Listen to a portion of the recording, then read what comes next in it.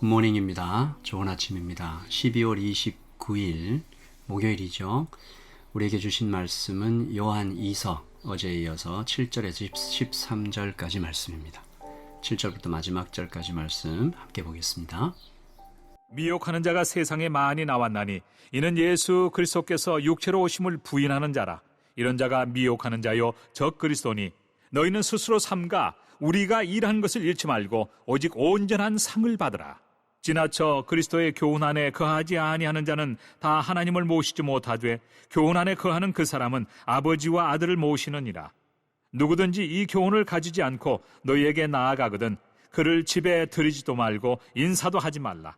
그에게 인사하는 자는 그 악한 일에 참여하는 자임이라. 내가 너희에게 쓸 것이 많으나 종이와 먹으로 쓰기를 원하지 아니하고 오히려 너희에게 가서 대면하여 말하려 하니 이는 너희 기쁨을 충만하게 하려 함이라. 택하심을 받은 네 자매의 자녀들이 내게 문안하느니라. 아멘. 하나님의 말씀입니다. 한번 더 읽으시면서 묵상하시겠습니다.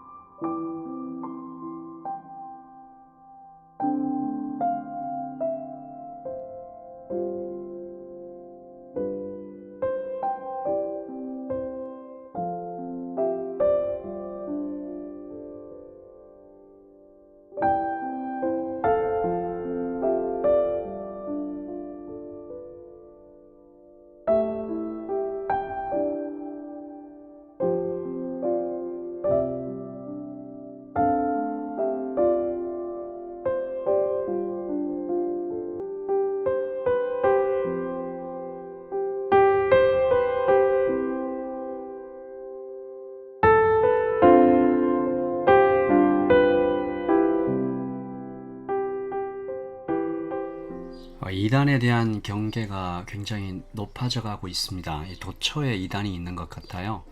지금처럼 다양한 이단이 전 세계적으로 이렇게 활개를 치고 다니던 때가 또 있을까 싶지만 역사가 증명해 주죠. 언제나 그랬다는 것입니다. 이단은 시대와 나라를 가리지 않고 어느 때나 있었고 항상 대단히 열심이었습니다.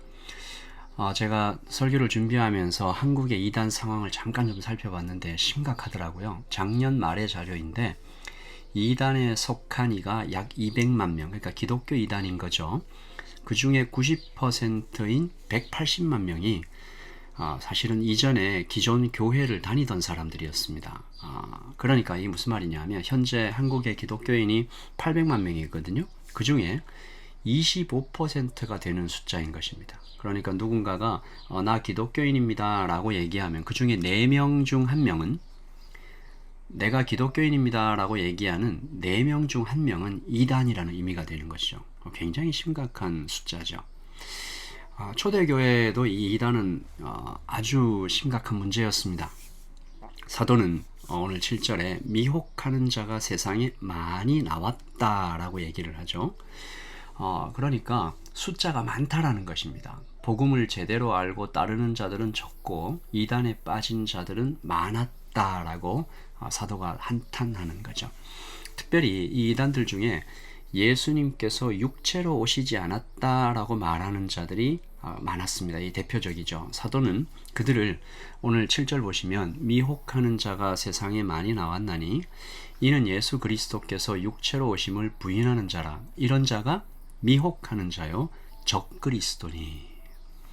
그러니까 적그리스도, 교회를 파괴하고 성도를 유혹해 지옥으로 끌고 가는 자들이다 라고 말하죠. 이 사람들이 초대교회에 되게 많았다라는 사실은 우리에게 좀 충격을 가져와 주는데요. 예수님과 함께 먹고 자고 성령 강림을 경험한 사도들이 담임하던 교회였어요. 근데 그 안에서도 이렇게 이단들이 많았다면 지금은 얼마나 더 위험한 상태일까 싶습니다.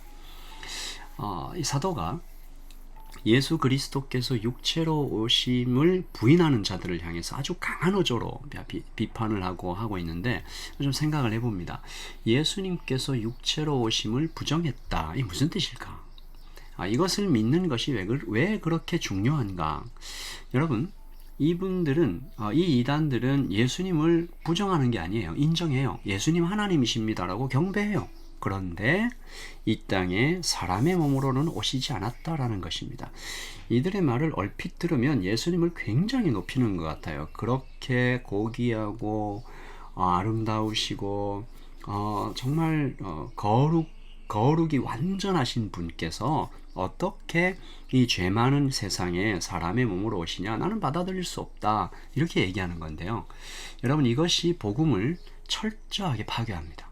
어떻게 파괴하죠? 복음은 하나님이 자신을 죽여 우리를 살리셨다라는 소식이죠. 만약에 예수님이 사람으로 이 땅에 오시지 않았다면 그들의 말처럼 그냥 환상으로 이 본체가 안 오시고 그냥 환상으로 오셔서 단지 죽는 신용만 하셨다거나 아니면 아예 전혀 땅으로 오시지 않고 하늘에서 어떤 신비로운 능력만 내려보내셔서 우리를 구원하신 것이라면 기독교는 다른 종교와 아무런 차이가 없습니다. 제가 여러 번 강조하고 조심하자고 말하는 종교적인 신앙이 그것인데요.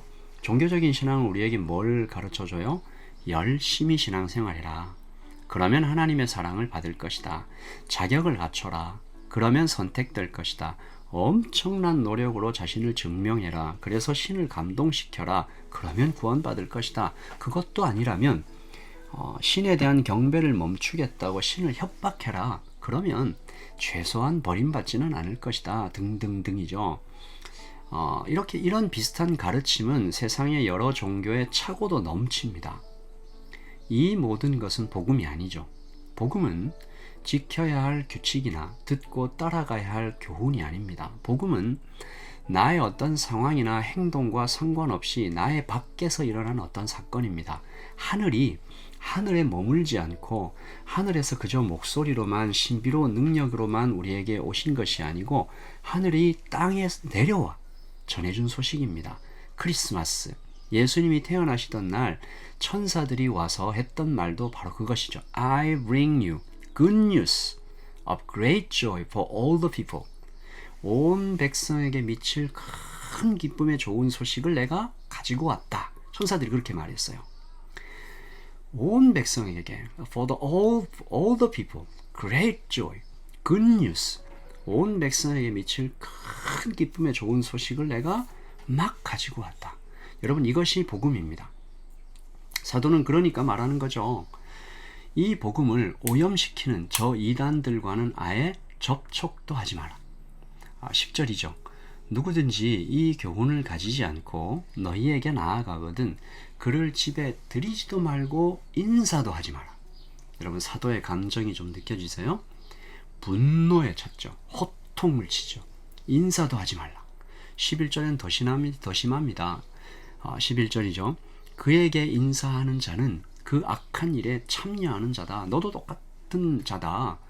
인사만 해도 그 악한 일에 참여하는 것이다. 당시의 이단이 얼마나 교회를 힘들게 했으면 사도를 포함한 교회 지도자들이 정말 눈물과 기도로 이렇게 잘 양육해 왔는데 그들을 그냥 영적으로 살해하다시피 죽여버렸던 이 이단들에 대한 사도의 분노가 좀 느껴집니다. 짐작할 수 있죠. 지금도 마찬가지입니다, 여러분. 우리가 마지막의 마지막 때를 살아가고 있는데요. 이단들은 그때보다 더 열심인 것 같아요. 더 잔인한 것 같아요. 교회를 파괴하려고 하죠. 처음에 말씀드린 것처럼 지금 한국뿐만 아니라 전 세계도 마찬가지인데 이단들이 가장 목표로 하고 노리는 곳은 교회입니다.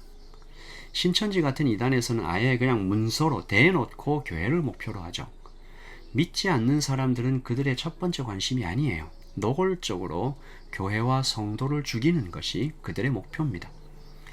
그러므로 오늘 한 해를 마무리해 가면서 조심하고 기도하고 정신을 바짝 차릴 필요가 있습니다. 우리 베드로 사도가 말씀하셨잖아요. Our enemy, the devil, like a roaring lion, looking for someone to eat. 우리의 원수 마귀가 눈을 시뻘겋게 뜨고 삼킬 자를 찾아 두루다니고 있다. 근신하라. Be aware. 조심하라 라는 얘기죠. 여러분, 2000년 전의 상황과 지금이 정말 다르지 않고 오히려 더 심해져 가는 것은 마지막 때를 살아가고 있는 이때가 더 긴급하기 때문이다. 굉장히 허리한 거죠. 여러분, 오늘 12월 29일 이제 정말 2022년 얼마 남지 않았는데 하나님께서 우리에게 이단을 잘 분별할 수 있는 이 눈을 달라고 좀 기도해 주시고요. 그리고 혹시 우리 주위에 이단에 빠져 고통받는 자들이 있으면 하나님 그들을 좀 구해달라고, 우리가 할 수 있는 것이 무엇인지 알려달라고 기도하는 이 아침 그리고 우리의 평생이 되기를 바랍니다. 우리 같이 한번 기도하겠습니다. 하나님 아버지, 복음을 더 잘 알게 해주세요. 하나님, 이 종교적인 가르침들, 이단의 가르침들에 넘어가지 않게 하시고, 아버지, 저는 우리의 눈이, 우리의 마음이 하나님을, 우리 주 예수 그리스도를 더 모시고 더 바라보고 하나님 그분과 더 많이 연결되어, 더 투명하게 연결되어 바른 가르침들을 잘 분별하게 하여 주시옵소서. 복음 위에 서게 하여 주시옵소서. 주님을 더 받아들이고 더 따르게 하여 주시옵소서. 주님을 더 만나게 하여 주시옵소서. 아름다우신 주님을 더 발견하게 하여 주시옵소서. 주님, 이 마지막 시대를 살아가는 우리 모두에게 하나님 아버지의 명확한 분별력을 더하여 주실 것을 간절히 구합니다. 주님, 오늘까지 지켜주심을 감사합니다. 예수님의 이름으로 기도합니다. 아멘. 여러분, 오늘 하늘도 평안하고 충만하고 선명한 영적인 분별력을 가지고 살아가시는 여러분 되시기를 바랍니다. 샬롬.